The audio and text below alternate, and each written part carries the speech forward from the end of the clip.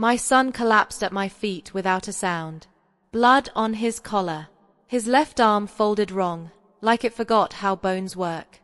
The room went quiet, not because the base was silent, but because 40 men stopped breathing at the same time. "Dad," he said, his face barely moved. One eye was already gone. Mom's new husband did this. His police friends said they'd kill me if I told you. I looked at the class in front of me. Men I'd trained to break other men without raising their pulse. Men who knew restraint better than mercy.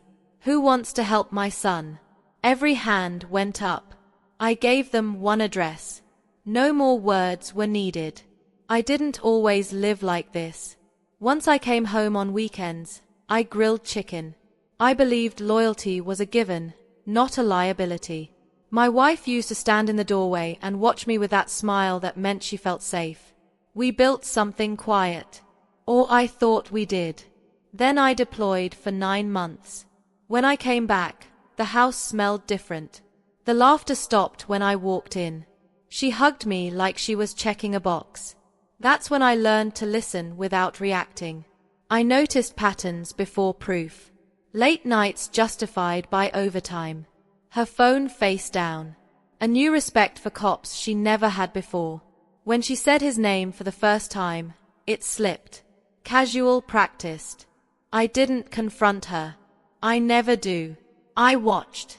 I logged. I waited. The message came 3 weeks later. Not to me, to him. She left the tablet on the counter while she showered. His gone again. I wish you were here instead. I didn't feel anger. I felt clarity.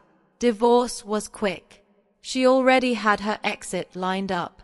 He showed up at mediation in uniform, chest out, badge gleaming, tried to shake my hand. I let it hang between us until he withdrew it, embarrassed. He smiled at my son like he'd won something. That's when I memorized his face. After the divorce, my son stayed with me whenever I was stateside. He didn't talk much, neither did I, but he trained. Discipline gave him balance. Strength gave him silence. Then he stopped answering his phone. He showed up at the base at 0400, limping through the gate like he'd been dropped from a car. The guards didn't recognize him. I did instantly, even with half his face broken. They'd taken him to an alley behind a bar. Police jurisdiction. No cameras, hands and boots. Then the warning, your dad doesn't scare us. They underestimated what fear looks like when it's quiet. I didn't call lawyers. Not yet.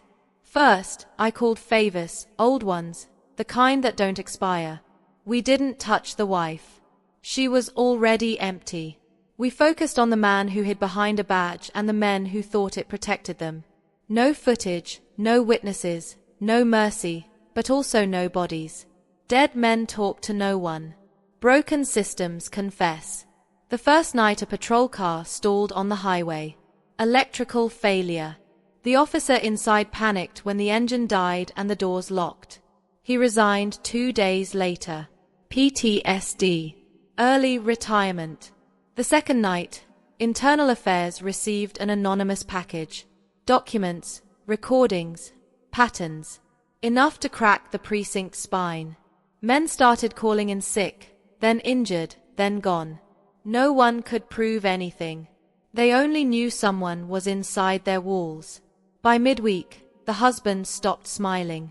He stopped sleeping. He stopped wearing his uniform. The badge stayed in the drawer like it was radioactive. I visited him on Friday. No warning, just a knock. He opened the door and flinched when he saw me. His eyes went to my hands. Always the hands. I didn't touch your kid, he said too fast. I stepped inside without asking. His living room smelled like fear and cheap whiskey. I sat down.